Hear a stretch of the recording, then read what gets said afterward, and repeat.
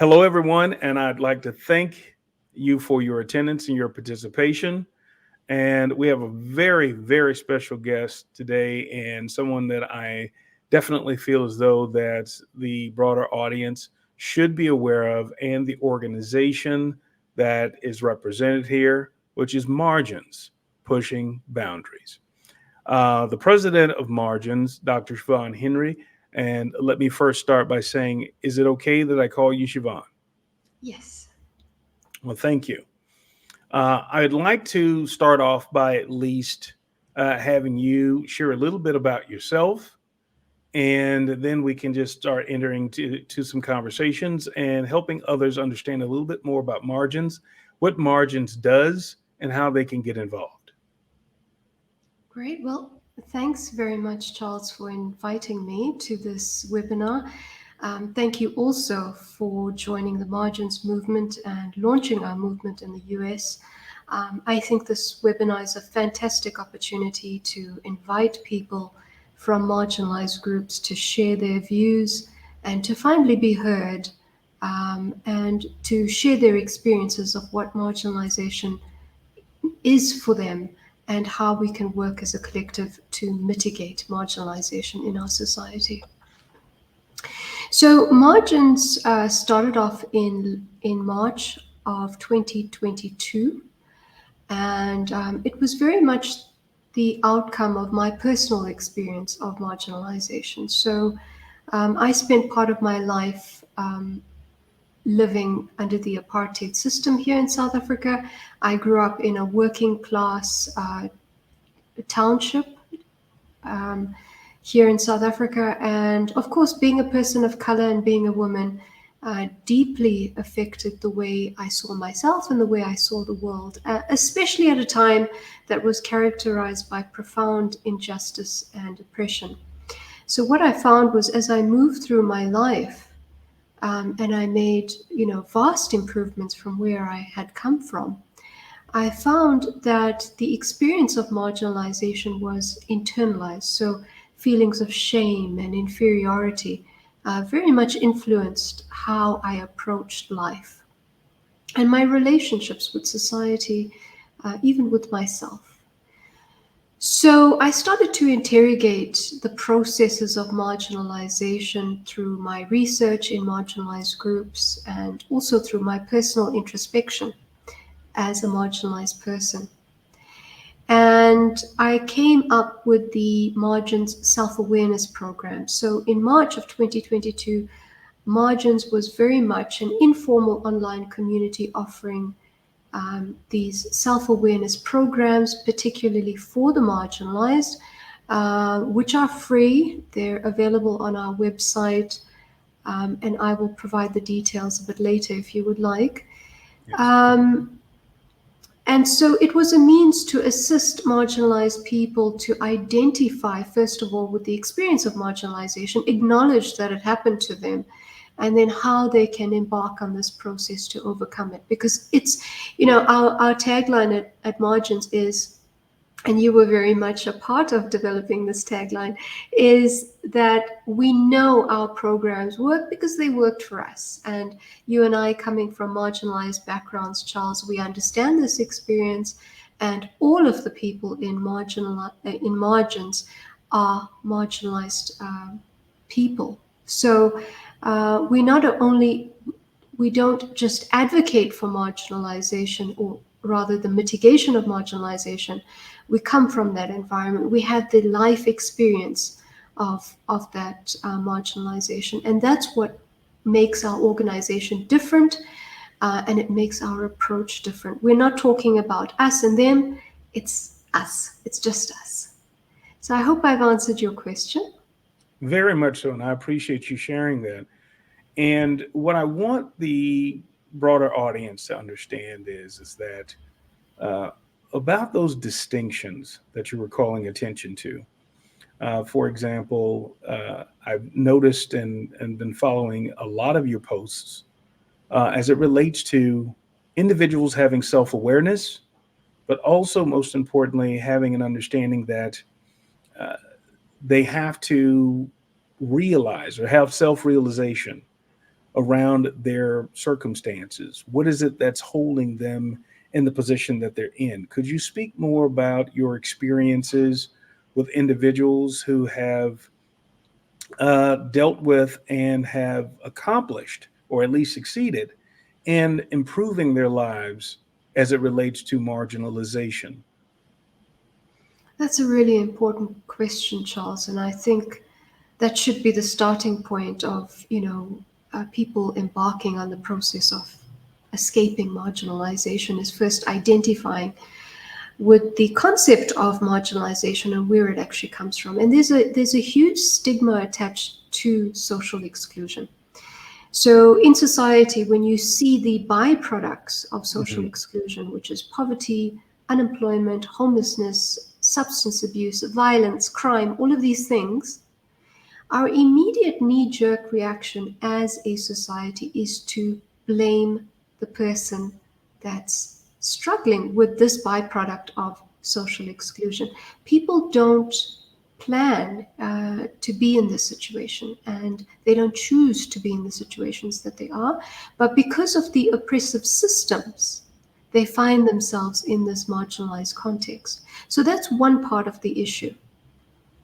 The other part is that there is a denial around the concept of social exclusion. We have not been able to accept that the social ill of exclusion actually exists. So what we do is we blame the excluded person for their faults, for their failures, for their incapability to achieve or to extricate themselves from marginalization, without thinking about the context and the history and how we as a collective society have actually contributed to this situation of social exclusion. So what you find is there's a denial on the part of non-marginalized groups. They don't want to accept that they have benefited from an essentially oppressive system. That's the first part of the problem. So when we talk about marginalization, we want to also talk about the reverse of that argument, or the other side of that argument, which is, how did I find myself in this situation of privilege? And the answer is through oppressive systems that create inequality, right? And so Yes. the other part of that argument is, how did the marginalized person find themselves in the situation that they're in? And a lot of marginalized people are themselves in a state of denial. They don't want to accept that they're excluded, because in acknowledging their exclusion, they're almost also acknowledging the judgment that has been passed down to them, that they're stupid or lazy or incapable or any of those negative things. So, the first thing we're trying to do at Margin, and this is why self awareness is so important, it's accepting that you live in this oppressive society that has put you in the position that you're in. And you may not have seen how you came to be in this situation, because marginalization is very much an intergenerational issue. So, I discussed my experience of having grown up under the system of apartheid. Um, my grandparents lost their homes because of the Group Areas Act of 1960, and they lost absolutely everything, and they were moved into this township. So and it's a marginalization that spans two continents, because they escaped the colonial system in Britain, migrated to South Africa, where promises were made, about their emancipation, and then they went through further colonialism and then apartheid. So it's that whole history that spans centuries, really, of marginalization that impacts on our lives, and not just our material lives in terms of economic injustice, but our psychosocial lives. Because this perception of inferiority, of incapability, persists in your mind long after you've taken yourself out of that marginalized situation. So a lot of marginalized people find that they move forward in terms of achievement or education or economic empowerment, but then they find themselves regressing because the mind has not been emancipated. So self-awareness is the process of actually acknowledging that social exclusion that has extended Yes. for generations, um, and then embarking on the journey to actually overcome that exclusion, starting with the mind. Oh, that's excellent. Well, I did want to ask one question that goes into, I'd say, a direction to whereas you have so many individuals who look at the marginalized as victims or playing the victim and do not see where they have made any contributions to the conditions of those individuals. So, in other words, there's a loss of empathy or even being somewhat sympathetic to the conditions of an individual or individuals who have been marginalized. Well, for example, here in the US, one of the first conversations that you might often hear about when you hear about the term diversity or you hear about the exclusions that take place, be it corporate or social, however it's outlined.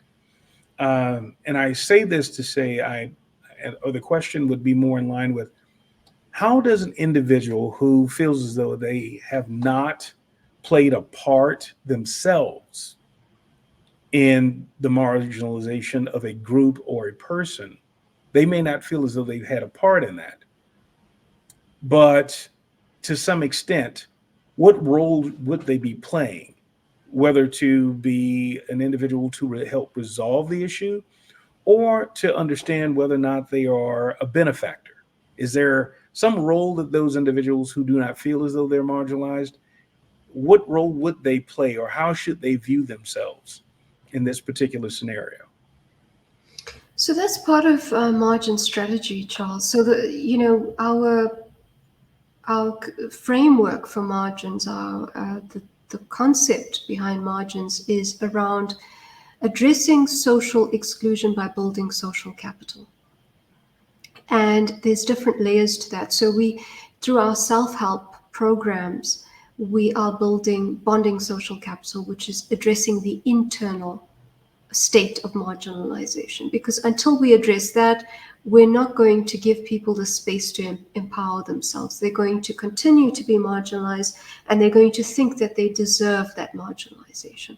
And so, the marginalized play a role in their marginalization to an extent because they isolate themselves from society for a number of different reasons. It can be that feeling of inferiority, it can be fear of rejection. So there's a number of psychological processes that go into that self-exclusion. So we need to interrogate that, and we do that through bonding social capital. The second aspect is linking social capital. So we link up marginalized groups with other marginalized groups so they can share that collective experience and they can address these feelings of rejection and fear and inferiority as a collective by building up these support systems. So, if I may run through our programs very quickly, Yes, we please. have the self-awareness 8 steps to self-awareness program, which is a 16-week program that just addresses that internalization of marginalization, and then we have the Margins Self-Awareness Journal program, which is a 12-week program. And what we encourage people to do with the journaling is to record every day the experience of marginalization. Because in order to get past a lifetime of marginalization, we have to become aware of the negative thought and behavior patterns that emanate from that marginalization. And journaling is, excuse me, the way to do that because you get into the habit of observing your thoughts and behaviors, interrogating why you actually do these things and how you can break out of that cycle. Um, and we recently launched a Self Awareness for Kids program, which is all about getting kids to become self aware from an early age so they don't get into adolescence or adulthood and they have these entrenched negative thought and behavior patterns. When people have completed the Margins Self Awareness program, they then have the option of becoming a self awareness sponsor. And as I said, All margins offerings are free. We don't ask people to pay, nor do we ask people to provide any kind of monetized sponsorship if you do become a self-awareness sponsor. Self-awareness sponsor is about taking someone, another marginalized individual, under your wing and helping them through the programs. And then we ask people who have, or encourage rather, people who have completed the journaling program to start a journal circle where you can journal as a collective and share your experiences.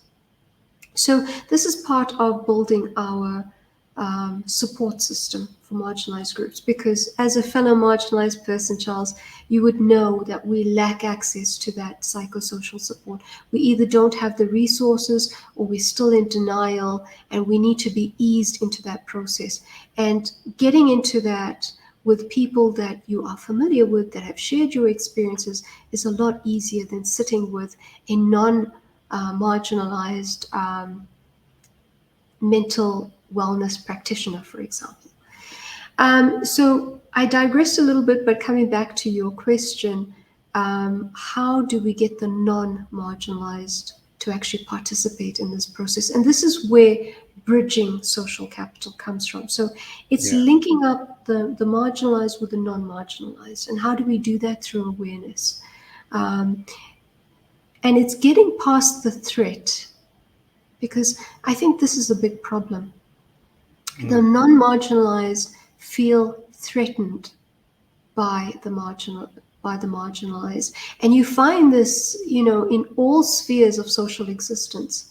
When a marginalized person moves into a non-marginalized neighborhood, people go, well, there goes the neighborhood. Why do we see each other in this threatening way? So the awareness, the public awareness that we're trying to create around marginalization is reach out. I think many people in society are for social justice, but the way in which we're approaching it is not in a way that would actually address social exclusion in a tangible way. No, because our immediate reaction when we see poverty, for example, is to give charity, some kind of handout. Now, that's because we feel threatened by the marginalized. We wouldn't want to have a conversation with a homeless person, for example. But that support, that acknowledgement of this marginalized person can be more valuable to them than the change that you drop in their cup. It gives them a sense of dignity and humanity, and we don't want to open up the space for opportunities, So as non-marginalized groups, and especially in the activist and NGO space, we'd rather speak on behalf of the marginalized than actually open up the space for the marginalized to speak for themselves. That is genuine social exclusion. It's creating the opportunities not for you to empower or emancipate another person. It's for them to be given the space to empower themselves. That is genuine empowerment. So, and it's driven by this feeling of the marginalized are a threat. They're going to take away our economic opportunities. They're going to destroy our culture. They're going to cause for the degeneration of our society. All of these things. And so what happens when we have that fear and we feel that threatening kind of impression when we encounter the marginalized is we build up these barriers. We reinforce the existing boundaries of social exclusion. And that is why margins tagline is margins push boundaries, because we're encouraging the marginalized to push the boundary of social exclusion to access more opportunities rather than to allow that boundary to be constantly reinforced. And we get to a stage where we're in these hyper ghettos of total impoverishment, and now there's no means of escape. So we need to seek out the non-marginalized as partners in this fight against social exclusion. And we need to make them aware of the damage that they're doing by entrenching this marginalization. And the damage relates to all of us. Because, of course, right now there are billions of people around the world that are marginalized, that are in states of poverty and inequality. Now, you need to ask yourself the question, if you are in an island of privilege, in a sea of poverty, how are you going to sustain that? With all the challenges that we have in society, and we're an interdependent society, none of us are completely independent of each other. How is that going to impact you? Because you're going to find that marginalization right at your doorstep one of these days. And you could yourself find yourself in a situation of marginalization. And then you will need help from someone else. With this environment we live in of uncertainty, where you can face a financial crisis, you can have a natural disaster, you can face conflict, and there's so many conflicts happening in the world right now. We need to ask ourselves, can we afford for marginalization to continue? And the answer is we can't. We need to be able to build resilient societies, cohesive societies, so we can manage the social threats that are on the horizon. That was absolutely spectacular. Thank you for laying that out, because that is one of the key elements I noticed in communications, where oftentimes individuals who have achieved certain elements of success in their lives um, lose sight of those that do not necessarily have the same level of achievements or accomplishments. And so that is very helpful to understand that there is a bridge that is being built and has been built through margins that can help bridge that gap. And I love the analogy that you used in regards to an island of privilege in a sea of poverty. I think you should trademark that. But I don't think I think that actually belongs to Nelson Mandela. okay, well, We'll we'll flag trademark it. that. We'll flag that and make sure that he gets that recognition, and making sure that others understand the importance of what you've just shared.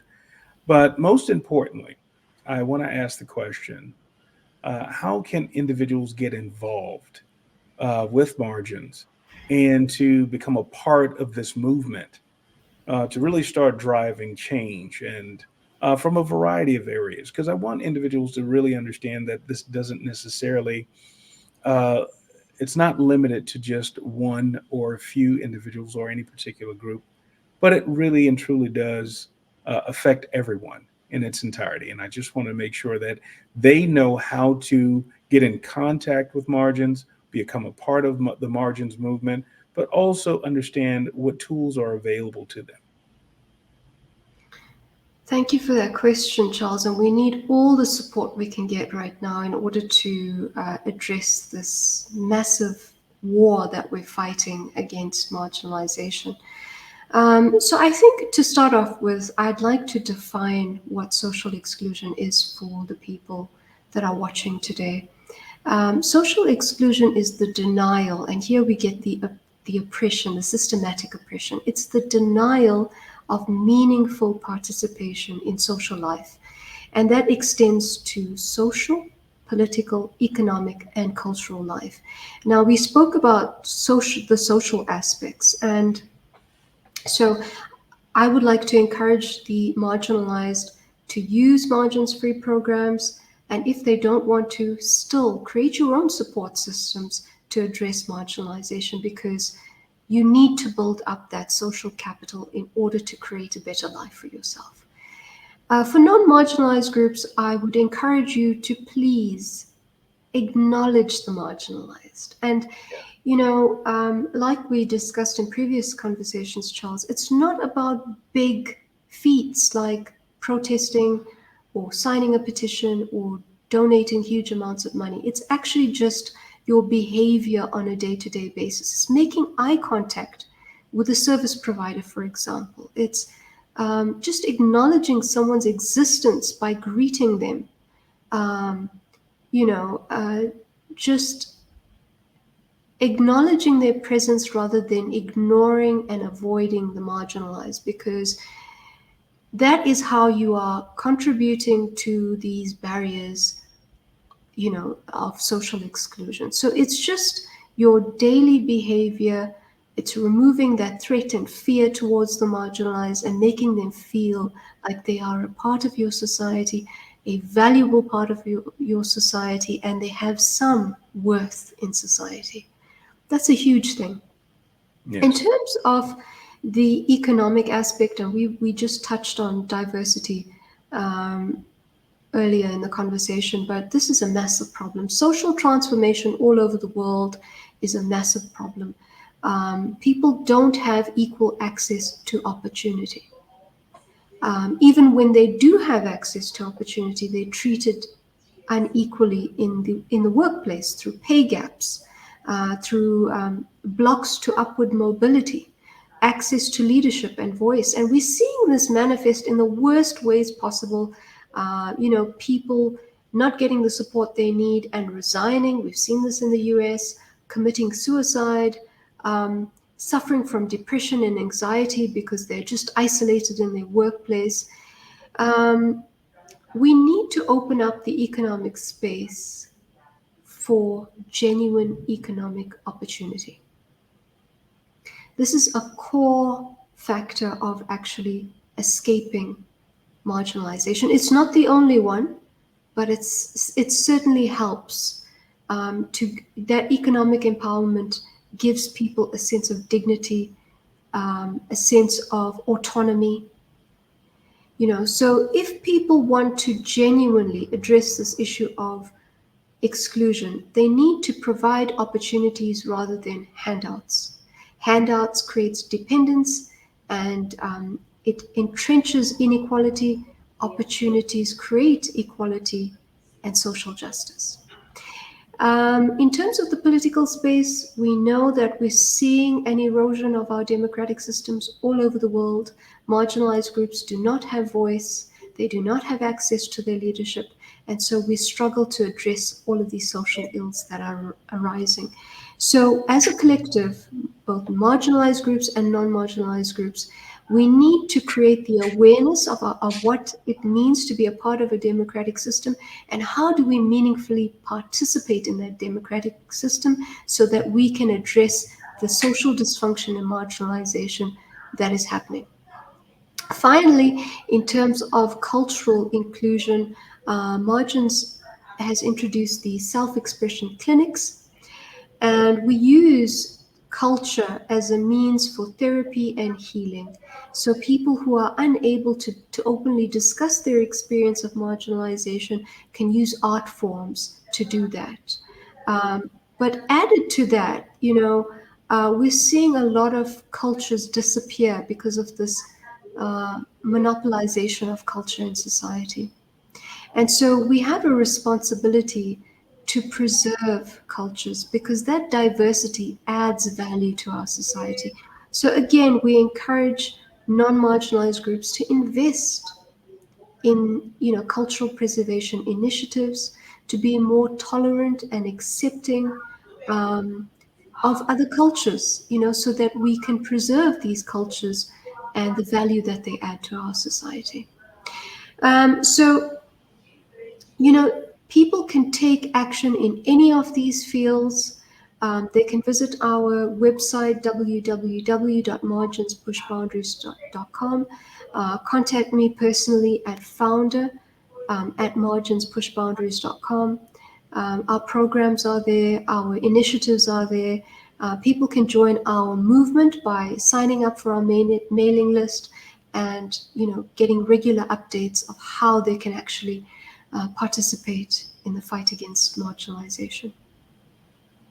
That is excellent. And thank you so much for your time and your leadership, for dedication towards driving margins and making sure that margins push boundaries, and to continuing the challenge of ensuring that we're one, informed about the marginalized, but even more important, to develop tools and solutions to help those who are in need and those who seek to provide true assistance and help for those who are in need. So thank you very much for your time, and thank everyone for listening. And we look forward to future conversations with you. Thank you so much, Shevonne, and good evening. Good evening, and thank you, Charles, for pushing boundaries in the US. Thank you.